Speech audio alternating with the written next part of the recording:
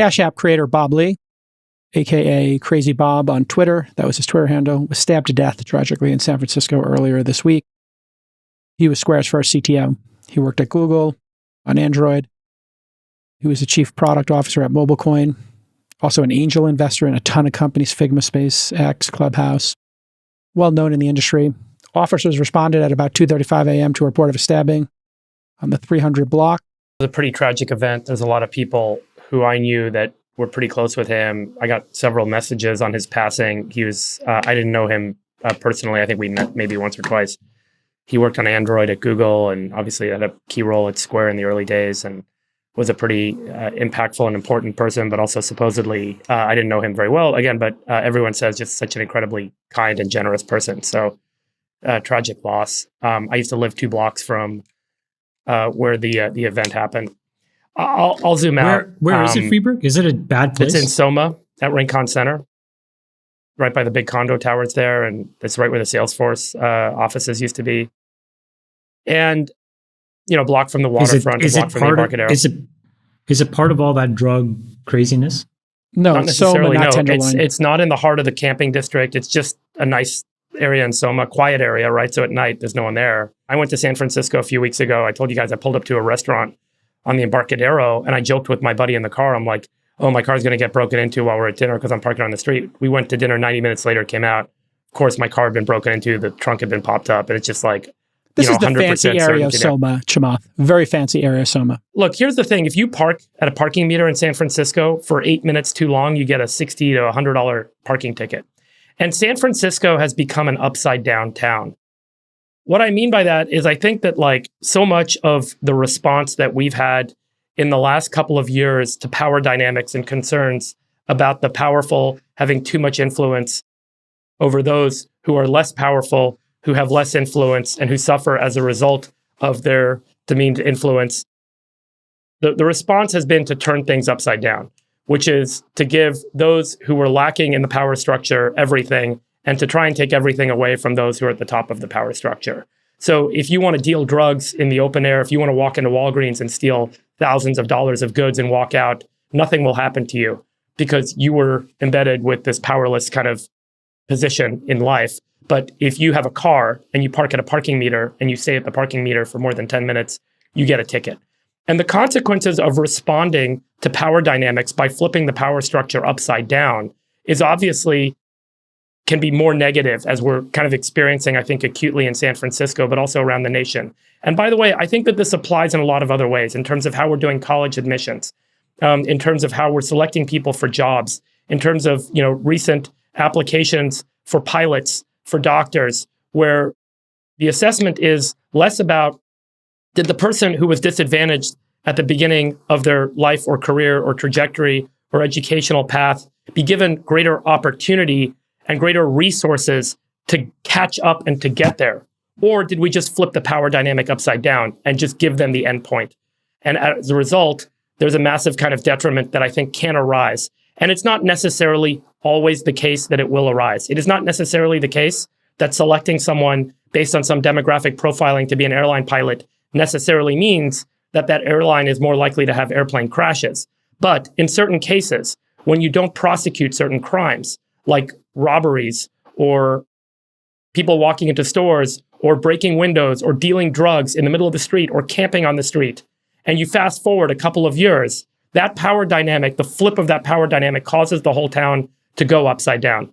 And everyone who's sitting on the bottom ends up becoming a victim themselves. And I think we're starting to see inklings of this in San Francisco. We certainly have for years. Sachs has ranted on about this with respect to some of the non-prosecution that's happened historically. And I totally agree with him on those points. And I think that it's come to a breaking point in San Francisco, but that's really a beacon for what else is going on. And, some people call it wokeism. I think maybe this notion of wokeism is one small element or segment of the broader issue with how we are tackling with and dealing with embedded power structure issues in this world today. And the flipping of those power structures upside down doesn't necessarily yield the outcome we all want. And I think we're starting to see reasons why. Zach, any thoughts here? That's my rant. I can't disagree with you. Yeah, so similar to Freeburg, I didn't know Bob Lee, but I know many people who knew him, and I was getting texts. And obviously, we feel really bad for him, his whole family, his kids, as a father, his coworkers, friends.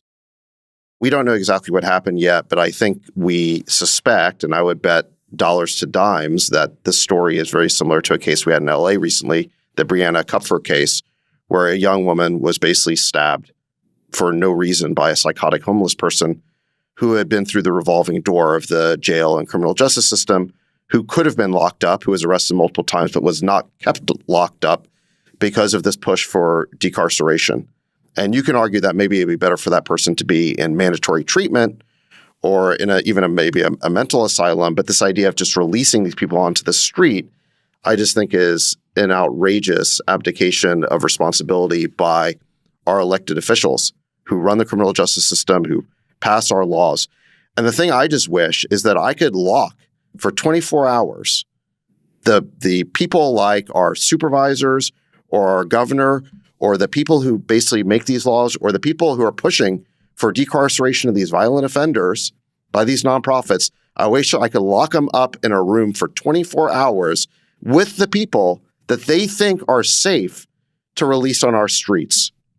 Let's see if they really would take that test.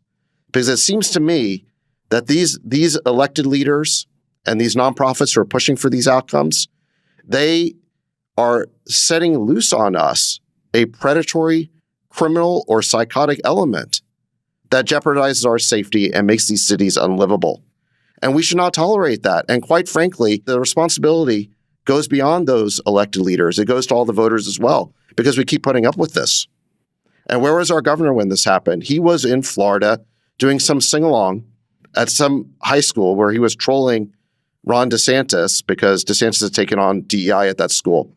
So that's where Newsom was, and he's extremely popular in California. Fighting culture wars instead of saving Fighting people. culture wars in a distant state instead of basically fixing the criminal justice system in California. It's even worse than that because he's actually shut down 2 prisons and released lots of people. So where is the push for criminal justice reform in California and protecting the citizenry? And until the voters in San Francisco and California start demanding this, there's never going to be a change. And at the same time, start listening to Gary Tan. Just vote for whoever the Gary Tan tells you to vote for. Okay, I think it's probably a good. I can't disagree. And the supervisors seem to control a lot of this. And Chamath shared just this week, Mayor Francis Suarez is talking about on his Twitter the reduction in homicide, shootings, and they have literally counted if you want to say, drug addicted, mentally ill, homeless. There's obviously 3 or 4 different things going on here when you look at the population that's living on the street.